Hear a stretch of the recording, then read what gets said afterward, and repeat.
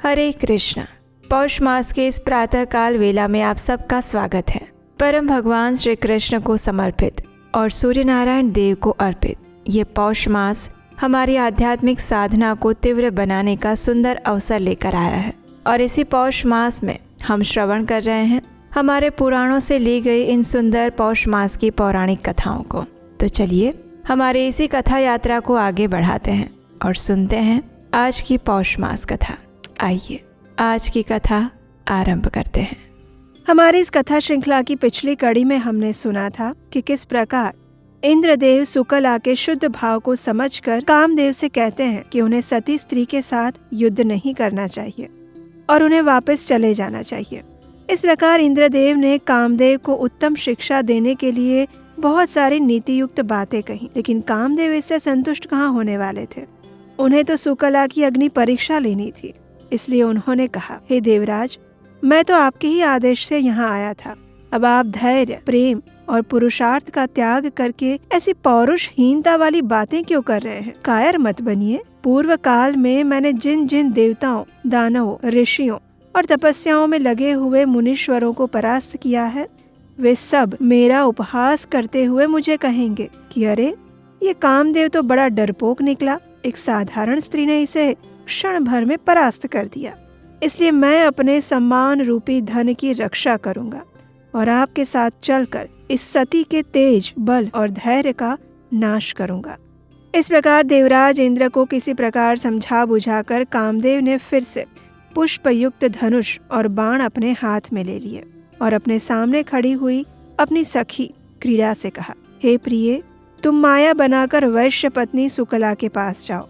वो अत्यंत पुण्यवती, सत्य में स्थित और धर्म का ज्ञान रखने वाली है। यहाँ से जाकर तुम मेरी सहायता के लिए उत्तम से उत्तम कार्य करो। तत्पश्चात कामदेव ने उनके पास खड़ी हुई प्रीति से कहा, तुम्हें भी मेरी सहायता के लिए उत्तम कार्य करना होगा। तुम अपनी मधुर बातों से सुकला को वश में करने का प्रयास करो। इस प्रकार अपने अपने कार्य में लगे हुए वायु इत्यादि के साथ सभी व्यक्तियों को भेजकर कामदेव ने उस महासती को मोहित करने के लिए इंद्र के साथ पुनः प्रयाण किया। सुकला का सतीत्व नष्ट करने के उद्देश्य से जब देवराज इंद्र और कामदेव प्रस्थित हुए, तब सत्य ने धर्म से कहा, हे महाप्राज्ञ धर्म, कामदेव की जो चेष्टा हो रही है, जरा उसे देखिए। मैंने आपके अपने और महात्मा पुण्य के लिए जो स्थान बनाया था, उसे ये सब नष्ट करना चाहते हैं। दुष्ट आत्मा कामदेव हमारा शत्रु है, इसमें कोई संदेह नहीं। सदाचारी पति, तपस्वी ब्राह्मण और पतिव्रता पत्नी, ये तीन मेरे निवास स्थान है। जहाँ मेरी वृद्धि होती है, जहाँ मैं पुष्ट और संतुष्ट रहता हूँ, वहीं पर तुम्हारा भी निवास है। श्रद्धा के साथ पुण्य भी वहाँ आकर क्रीड़ा करते हैं। मेरे शांति युक्त मंदिर में क्षमा का भी आगमन होता है। जहाँ मैं रहता हूँ, यानी कि जहाँ धर्म रहता है, वहीं संतोष, इंद्रिय संयम, दया, प्रेम, प्रज्ञा, लोभहीनता और गुण भी निवास करते हैं। वहीं पवित्र भाव भी आता है और ये सभी सत्य के बंधु बांधव है। हे धर्म, चोरी ना करना, अहिंसा, सहनशीलता और बुद्धि, ये सब मेरे ही घर में आकर धन्य होते हैं। मोक्ष मार्ग को प्रकाशित करने वाले ज्ञान और उदारता आदि से युक्त होकर सभी व्यक्तियों के साथ मैं धर्मात्मा पुरुषों और सती स्त्रियों के अंदर निवास करता हूँ। ये जितने भी साधु महात्मा हैं, वे सब मेरे गृह के समान हैं। इन सब के अंदर मैं अपने कुटुंबियों के साथ वास करता हूँ। क्रुकल वैश्य की प्रियतमा पत्नी मंगलमयी सुकला भी मेरा उत्तम गृह है, लेकिन आज ये पापी कामदेव इसे भी जला डालने को उद्यत हो रहा है। ये बलवान इंद्र भी कामदेव का साथ दे रहे हैं। कामदेव की इसी हरकतों से अहल्या का संग करने पर एक बार जो हानि उठानी पड़ी है, उस प्राचीन घटना का भी इंद्र को स्मरण नहीं रहा है। सती के सतीत्व का नाश करने से ही इसे महान दुख में पड़कर श्राप का उपभोग करना पड़ा था। लेकिन फिर भी आज फिर एक बार वो कामदेव के साथ यहाँ पर आकर धर्मचारिणी इस क्रुकल पत्नी सुकला का अपहरण करने के लिए उतारू हो रहे हैं। ये सब सुनकर धर्म ने कहा, हे सत्य, मैं काम का तेज कम कर दूंगा। मैं यदि चाहूँ तो उसकी मृत्यु का भी कारण उपस्थित कर सकता हूँ और मैंने एक ऐसा उपाय सोच लिया है जिससे ये काम आज ही भाग खड़ा होगा। ये महाप्रज्ञा पक्षिणी का स्वरूप धारण करके सुकला के घर जाएगी और अपने मंगलमय शब्द से उसको स्वामी के शुभ आगमन की सूचना देगी। धर्म द्वारा भेजने से प्रज्ञा सुकला के घर में गई और वहाँ मंगलजनक शब्द का उच्चारण किया। सुकला ने धूप गंध आदि के द्वारा उसका समादर और पूजन किया और सुयोग्य ब्राह्मण को बुलाकर इस शकुन का क्या तात्पर्य है वो पूछा। तब ब्राह्मण ने कहा, हे भद्रे, ये शकुन तुम्हारे स्वामी के शुभ आगमन की सूचना दे रहा है। वे 7 दिन से पहले पहले यहाँ अवश्य आ जाएंगे, इसमें अंतर नहीं हो सकता। ब्राह्मण देव का ये सुंदर वचन सुनकर सुकला अत्यंत प्रसन्न हुई। इधर कामदेव की भेजी हुई क्रीड़ा सती स्त्री का रूप धारण करके उस सुंदरी पतिव्रता के घर गई। उस रूपवती नारी को देखकर सुकला ने आदर युक्त वचन कहा, उसका सम्मान किया और इस प्रकार सुकला द्वारा पूजित होकर क्रीड़ा मुस्कुराती हुई बातचीत करने लगी। उसका मायामय वचन विश्व को मोहित करने वाला था। ये सब सुनने पर सत्य और विश्वास के योग्य जान पड़ता था। तब क्रीड़ा ने कहा, हे देवी, मेरे स्वामी बड़े बलवान, गुणज्ञ, धीर और पुण्यात्मा है, लेकिन मुझे छोड़कर न जाने कहाँ चले गए हैं। वे मेरे पूर्व जन्म के कर्मों का फल है जो आज इस रूप में सामने आया है। मैं कैसी मंद भागिनी हूँ। हे महाभागे, नारियों के लिए रूप, सौभाग्य, श्रृंगार, सुख और संपत्ति सब कुछ पति ही होता है। पतिव्रता सुकला ने क्रीड़ा की ये सारी बातें सुनी। उसे विश्वास हो गया कि ये सब कुछ इस दुखिनी नारी के हृदय का सच्चा भाव था। वो उसके दुख से दुखी हो गई और अपनी बातें भी उसे बताने लगी। उसने पहले का अपना सारा वृत्तांत कह सुनाया। इस प्रकार अपने दुख सुख की बात बताकर मनस्वी सुकला चुप हो गई। तब क्रीड़ा ने उस पतिव्रता को सांत्वना देते हुए समझाया और उसके बाद एक दिन उसने सुकला से कहा, हे सखी, देखो, वहाँ सामने बड़ा सुंदर वन दिखाई दे रहा है। अनेकों दिव्य वृक्ष उसकी शोभा बढ़ा रहे हैं। वहाँ एक परम पवित्र पाप नाशक तीर्थ भी है।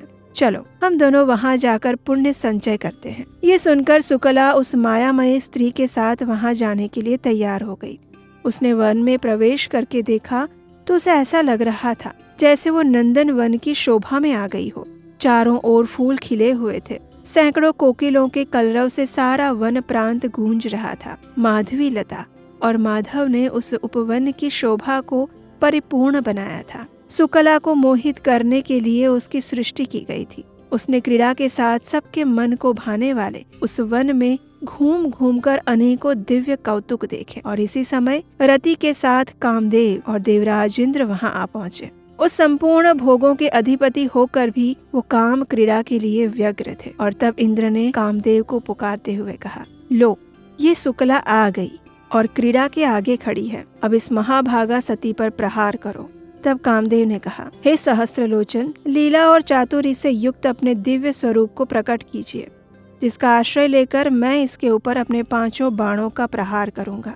त्रिशूलधारी महादेव ने मेरे रूप को पहले ही हर लिया है। मेरा शरीर तो है नहीं। जब मैं किसी नारी को अपने बाणों का निशान बनाना चाहता हूँ, उस समय पुरुष के शरीर का आश्रय लेकर अपने रूप को प्रकट करता हूँ।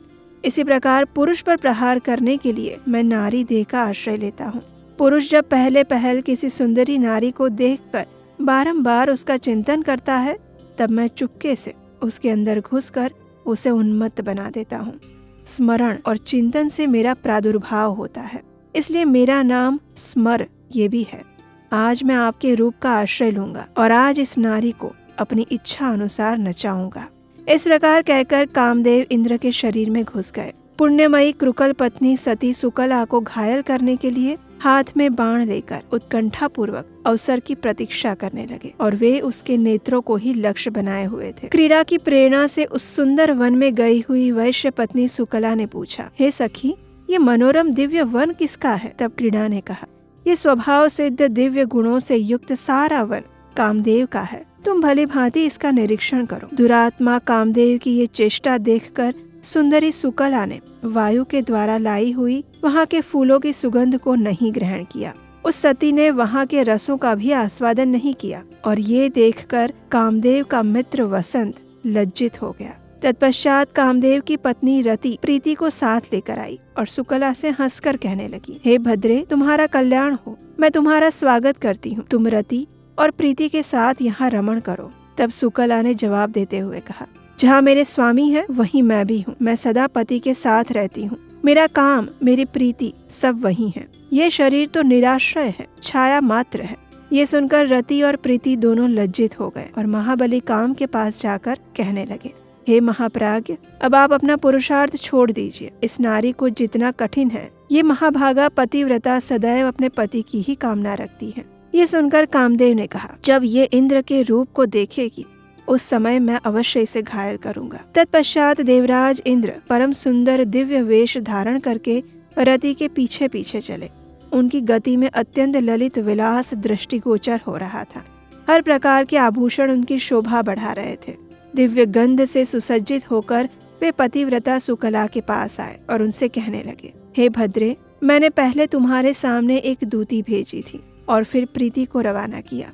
मेरी प्रार्थना को तुम क्यों नहीं मान लेती हो? मैं स्वयं तुम्हारे पास आया हूँ, मुझे स्वीकार करो। देवराज इंद्र की बातें सुनकर सुकला ने कहा, मेरे स्वामी के महात्मा पुत्र मेरी रक्षा कर रहे हैं, यानी सत्य और धर्म। मुझे किसी का भय नहीं है। अनेक शूरवीर पुरुष सर्वत्र मेरी रक्षा के लिए उद्यत रहते हैं।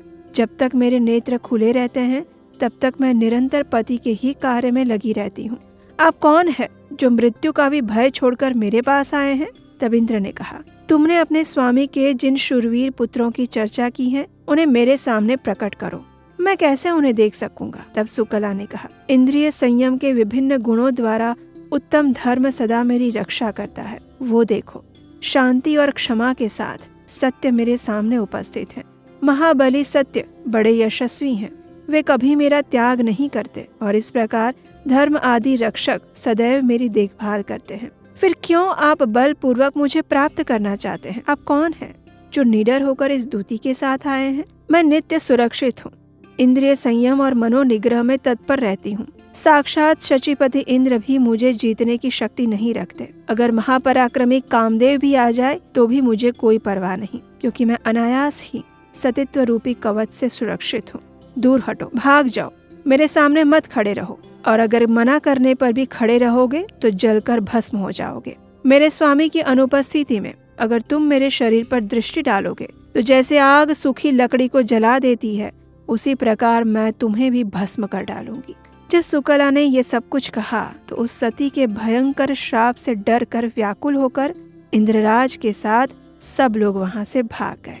इंद्र इत्यादि ने अपने अपने लोकों की राह पकड़ ली और सबके चले जाने पर पुण्यमयी पतिव्रता सुकला अपने पति का ध्यान करती हुई अपने घर लौट आई। वह घर पुण्यमय था, वहाँ सब तीर्थ निवास करते थे, संपूर्ण यज्ञों की वहाँ उपस्थिति थी और वो फिर से अपने घर में आकर रहने लगी।